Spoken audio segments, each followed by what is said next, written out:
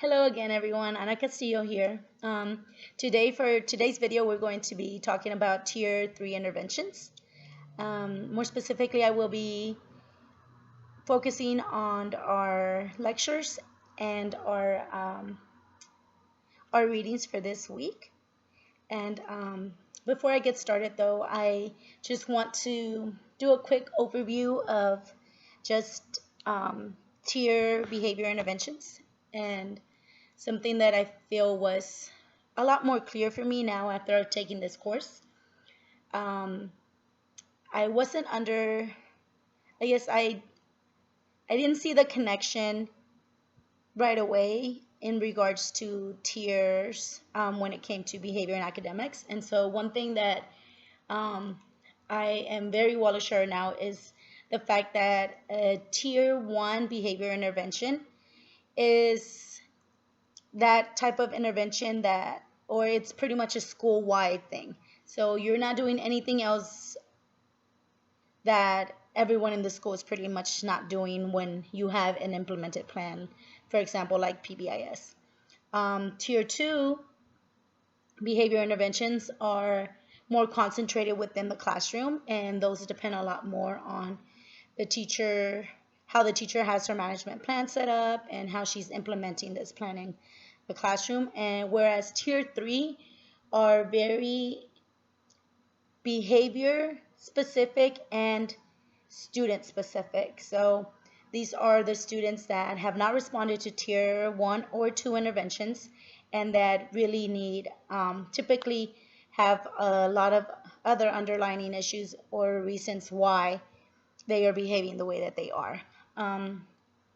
Talking about this, it kind of leads me into our FBAs and our BIPs, as well as our structural analysis ones, which are also known as the antecedent analysis.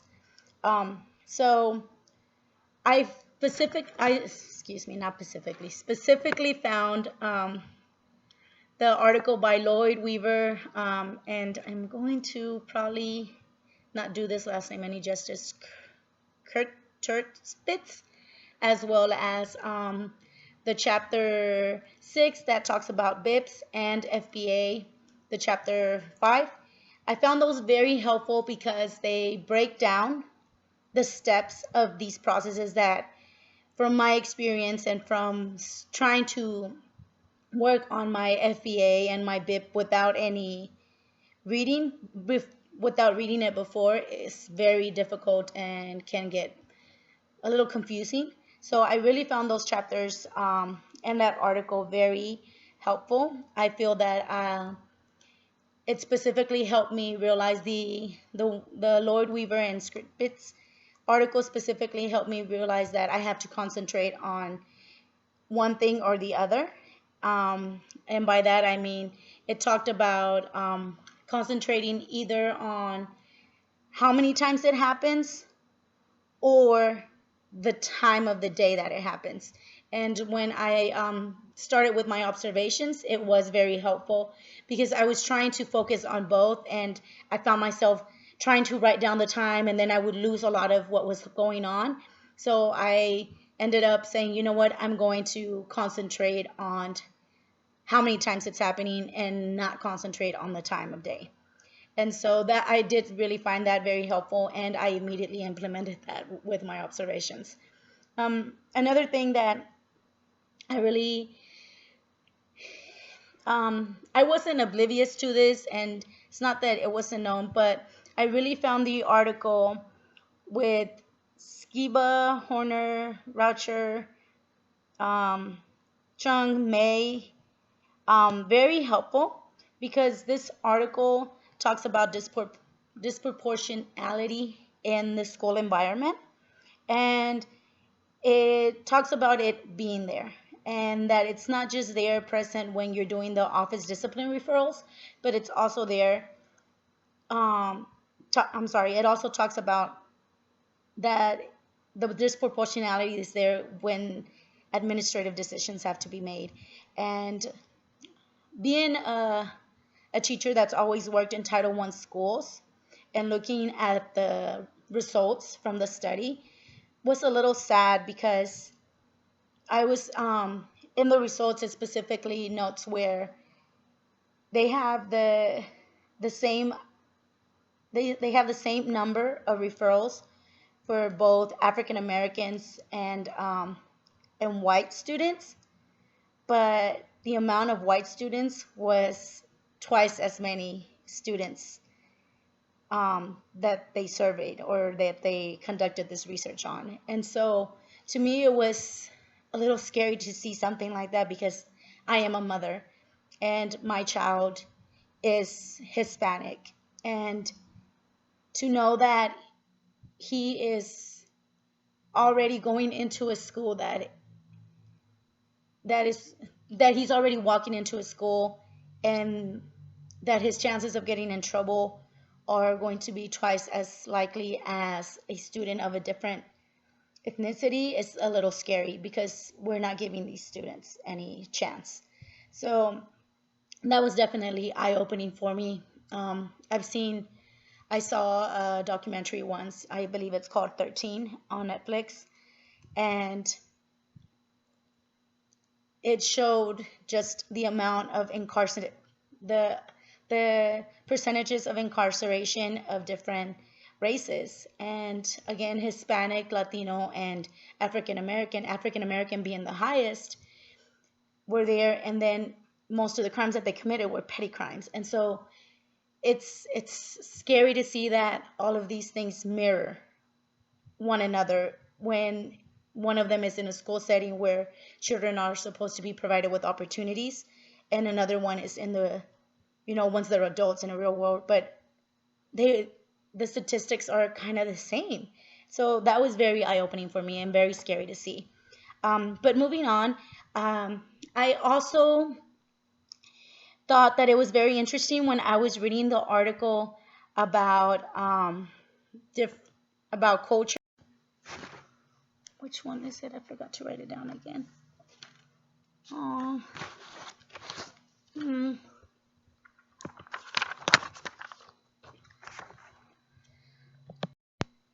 The one that specifically talks about behavior of Chinese adolescents. So I thought that that one was very interesting because I think sometimes we just grow accustomed to the fact that all children, they're all kids, or oh, they're this, but it kind of did a good job of explaining how a lot of the times the way that different genders are viewed in regards to behavior starts from at home and from a parenting style. And so a lot of the times it kind of says, that some parents tend to have more of a control and want to control more boys, and that sometimes that's kind of what leads to boys acting out a little bit more than girls, and girls are more like, oh, she's so sweet and things like that. And so I could definitely see that in the classroom where a lot of my girls were a lot more calm and my boys were a little bit more rambunctious. So it was interesting to see that it's not just in my culture, that it was in other cultures, but from a teacher perspective, it was interesting to see that our biases or our ideas of how a student should act are also based on their gender. Um, I also thought that this is definitely, excuse me, that this is something that we need to take under account when implementing some tier 3 interventions. And again, that culture aspect and of bringing it in when it comes to any kind of intervention, or when it comes to any kind of just, I guess, positive reinforcers or those negative reinforcers or those positive and negative consequences, it's very important because, like we've said before in our class, it's not a one size fits all, and we have to try to find those different ways and different avenues of getting to those students and being able to reach them. Another thing that I also found very interesting and I enjoyed is that when we were doing tier 1 interventions, we watched a video where Birch says that our classroom implementation our rules, I'm sorry, when we're talking about classroom rules implementation, that it's very important that we limit those to 3 to 5. But while I was doing the readings for tier 3, it specifically talked about, in Bradshaw's article, it specifically talked about how important it is that of having just one program to try to prevent whether it's violence or to promote a safe learning environment.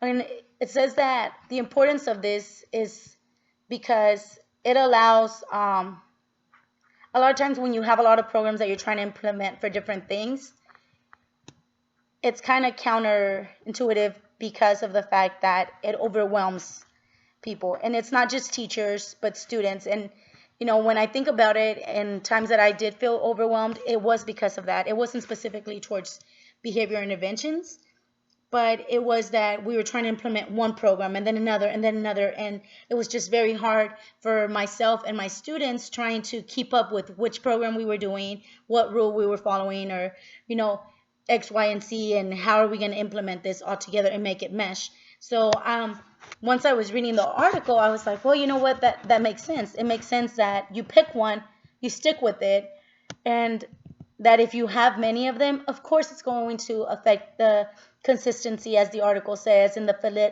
fidelity in the implementation of it, as well as, it's going to help with the being inclusive of staff members. So you're not going to have the teachers that picked one program versus another, and then you're like, oh, well, all the teachers that use PBIS come over here, and all the teachers that use our time go over there. So I really found that very helpful as well, that it's very important. And I think most of all, it's just, and I think, like I said, most of all, and the thing that, one of the biggest things that I take away from this is knowing that as teachers, we have the power and we have the resources and the potential to help a child change his behavior so that he can function properly in society and in our classrooms. And that even though those behaviors may not be what we desire them to be at the beginning, that it's definitely something that we have to consider that can be changed, or it's going to affect our whole classroom. Another thing that I really took away from this is the fact that it's not enough to just look at a behavior, that we have to find those antecedents, and those are crucial when trying to change a behavior, because you can't change something if you don't know what needs to be changed about it. And as well as just making sure that you try to show your students that you care about them and that they genuinely believe that you care, that you care that they can be better, and that you care that you want more for them, and that you care how they behave because it's important. And I think overall, it's not forgetting that culture being, don't try to separate the two. And as teachers, we have to realize that culture is going to have a role in their behavior, and that it's a big part of their life, and to try to separate the two would just be very unrealistic. And then finally, I think that another thing that or one of my biggest takeaway is just considering, and excuse me, I am trying to get my cable because my battery is about to run out.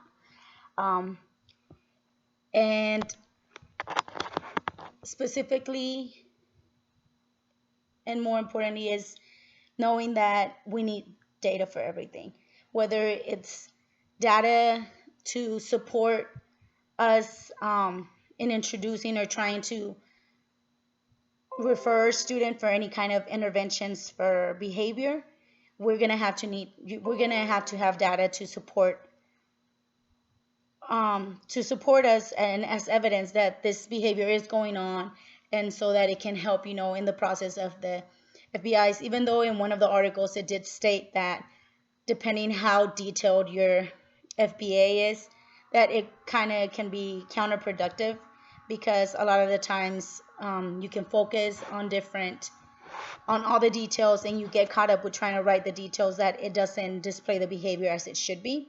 But it is very important to have that data to support what we see in the classroom, so that there's proof, as well as making sure that we have those resources, so that research-based information that tells us how to implement those supports in the classroom.